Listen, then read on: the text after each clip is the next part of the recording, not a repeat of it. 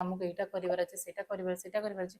ତା ସହିତ ମୋର ଆଉ ଗୋଟେ ଇଚ୍ଛା ଅଛି ଯୋଉଟା କି ମୁଁ ତାଙ୍କ ପାଇଁକି କରିବି। ସେଇ ଜିନିଷଟା ବି ବହୁତ ଜଲ୍ଦି ମୁଁ କରିବି ଯଦି ଆପଣମାନଙ୍କର ବ୍ଲେସିଂ, ଆପଣମାନଙ୍କ ଭଲ ପାଇବା ଯଦି ମୋ ସହିତ ରହିଲା ଆଉ ଭଗବାନଙ୍କ ଆଶୀର୍ବାଦ ଯଦି ରହିଲା। ଭଗବାନ ଏତେ ବି ନିଷ୍ଠୁର ନୁହେଁ କି ମୋର ସବୁ କିଛି ନେଲା ପରେ ଆଉ ଯାହା ଯାହା ମତେ ମିଳୁଛି ତାକୁ ବି ନେଇଯିବ, ସେମିତି ତ ଭଗବାନ ନୁହେଁ। କିନ୍ତୁ ମୁଁ କରିବି, ଆଜି ନହେଲେ କାଲି ସେ ଜିନିଷଟା ମୁଁ ସକ୍ସେସ୍ କରିବି। ବଟ୍ ଧୀରେ ଧୀରେ ଧୀରେ ଧୀରେ ଗୋଟେ ଗୋଟେ ମୁଁ ଷ୍ଟେପ୍ ଯାଉଛି। ଆଶା କରୁଛି କି ଆପଣମାନେ ସେମିତି ମୋ ସହିତ ଥିବେ, ସେମିତି ଭଲ ପାଉଥିବେ, ସେମିତି ମୋତେ ସପୋର୍ଟ କରୁଥିବେ। ଆଗକୁ ଯାହା ହବ ସେଟା ତ ଆପଣମାନେ ତ ଦେଖିବେ ସେ ଜିନିଷଟି। କିନ୍ତୁ ରାହୁଲ ଗଲା ପରେ ମୋତେ ଗୋଟେ ଶିକ୍ଷା ଦେଇକିନା ଯାଇଛନ୍ତି, ଲାଇଫରେ ପ୍ରପର୍ଟି, ପଇସା ଏସବୁ କିଛି ଭ୍ୟାଲ୍ୟୁ ନୁହେଁ। ଆର ତମ ଲାଇଫରେ କିଛି ବି ଭ୍ୟାଲ୍ୟୁ ନାହିଁ। ଏରା ସବୁ ନିଡ୍। ତମର ଗୋଟେ ଘର ଖଣ୍ଡେ ଦରକାର ମୁଣ୍ଡ ଗୁଞ୍ଜିବା ପାଇଁ, ପଇସା ଦରକାର ଦି ମୁଠା ଖାଇବା ପାଇଁ, ନିଜର ସଉକ ପୁରା କରିବା ପାଇଁ, ତା ସହିତ ତମର ଯେତିକି ରେସ୍ପନ୍ସିବିଲିଟି ଅଛି ତାକୁ ଦେଖିବା ପାଇଁ, ତା ସହିତ ମେନ୍ ଜିନିଷ ହଉଛି ଲୋକଙ୍କୁ ଭଲ ପାଇବା, ଲୋକଙ୍କ ଆଶୀର୍ବାଦ, ଆଉ ଲୋକଙ୍କ ପାଟିରୁ ତମ ପାଇଁ କି ଭଲ ୱାର୍ଡ ବାହାରିବା। ଏତିକି ହଉଛି ତମ ତମ ଲାଇଫରେ ନେଇକିନା ଯିବ। ମୋ ହଜବେଣ୍ଡ ଆଜି ଯୋଉ ଦୁନିଆ ଛାଡ଼ିଲେ, ନା ସେ ତାଙ୍କ ଫୋନ ନେଇକିନା ଯାଇପାରିଲେ, ନା ସେ ତାଙ୍କର ଡ୍ରେସ୍ ନେଇକି ଯାଇପାରିଲେ, ନା ସେ ଯାହାକୁ ବେଶୀ ଭଲ ପାଉଥିଲେ ମାନେ ମୁଁ, ତାଙ୍କ ସ୍ତ୍ରୀ, ତାଙ୍କ ଗାର୍ଲଫ୍ରେଣ୍ଡ, ନା ସେ ମତେ ନେଇକିନା ଯାଇପାରିଲେ।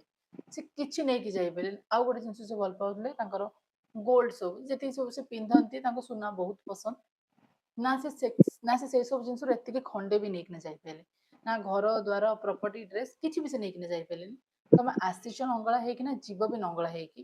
ନା ତମେ କାହାକୁ ନେଇକି ଯାଇପାରିବ ସାଙ୍ଗରେ, ନା ତମେ କାହାକୁ ନେଇକି ଆସିପାରିବ ସାଙ୍ଗରେ। ଏକା ଆସିଛ ଏକା ହିଁ ଯିବ।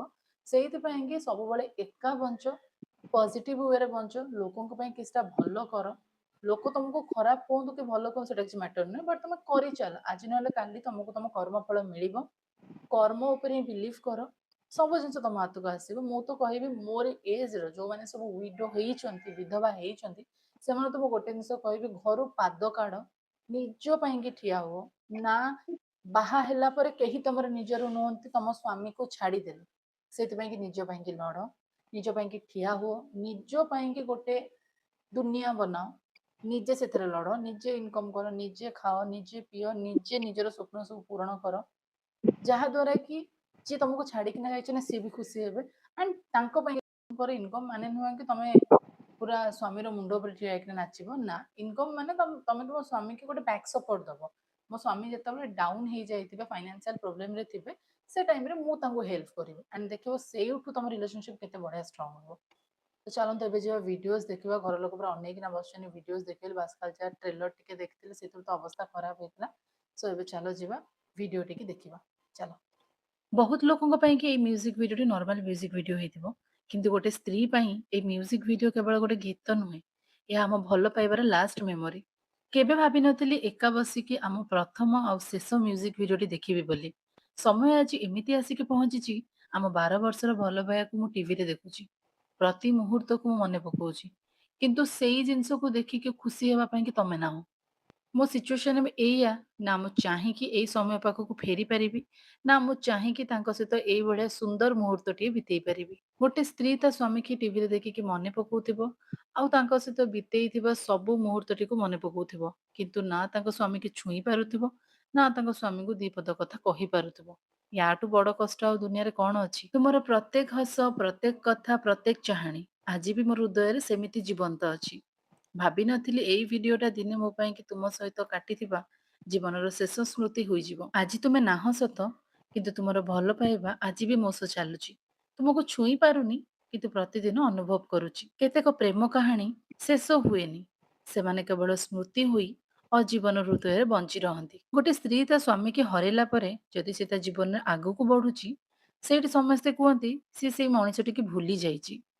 କିନ୍ତୁ ମୁଁ ଆଜି ବି ସେଇଠି ଅଛି, ଯୋଉଠି ତୁମେ ମୋ ହାତ ଧରି କହିଥିଲ ସବୁବେଳେ ସାଙ୍ଗରେ ରହିବି। ତୁ ମୋ ଭରସାରେ ଆସିଛୁ, ତୋ ହାତ ଛାଡ଼ିବିନି କେବେ। ଗୋଟେ ସ୍ତ୍ରୀ ଯେତେ ଷ୍ଟ୍ରଙ୍ଗ ହେଲେ ବି ତା ସ୍ୱାମୀର ମୁହଁ ଆସିଯିବ ମାନେ ସାମ୍ନାକୁ, ସେ ସେଇଠି ହିଁ ଭାଙ୍ଗିଯିବ। ଯୋଉ ଜାଗାରେ ତା ସ୍ୱାମୀ ହାତ ଛାଡ଼ି ଦେଇଥିବେ, ସେ ପୁଣି ସେଇ ସମୟକୁ ଫେରିଯିବ। ଆଜି ଗୋଟେ ସ୍ତ୍ରୀ ପୁଣି ଭାଙ୍ଗି ଯାଇଛି, କିନ୍ତୁ ତାକୁ ଏଉଠୁ ଉଠିକି ପୁଣି ଥରେ ଷ୍ଟ୍ରଙ୍ଗ ହେବାକୁ ପଡିବ। ସାହସର ସହିତ ଆଜି ଯଦି ମୋ ସ୍ୱାମୀଙ୍କର ଶେଷ ଭିଡିଓ ଦେଖିନଥାନ୍ତି, ଜୀବନରେ କେବେ ବି ଏଇ ଭିଡିଓଟିକି ଦେଖି ପାରିନଥାନ୍ତି। ଆଜି ଯଦି ଏଇ ଭିଡିଓ ନ ଦେଖିଥାନ୍ତି, ତାହେଲେ ସବୁଦିନ ଏଇ ଭିଡିଓଟିକି ଦେଖି ପାରିନଥାନ୍ତି। ପ୍ରତିଦିନ ସକାଳୁ ଉଠିକି ତମ ମୁହଁ ଦେଖୁଥିଲି, ଆଉ ଆଜିଠୁ ପ୍ରତିଦିନ ଆମ ଭିଡିଓ ଦେଖିବି। ସେଇ 12 ବର୍ଷର ଭଲ ପାଇବା, ସେଇ ମେମୋରି ସବୁ ଆମର। ଆଜି ବି ମେମୋରିଜ୍ ସବୁ ଆମର।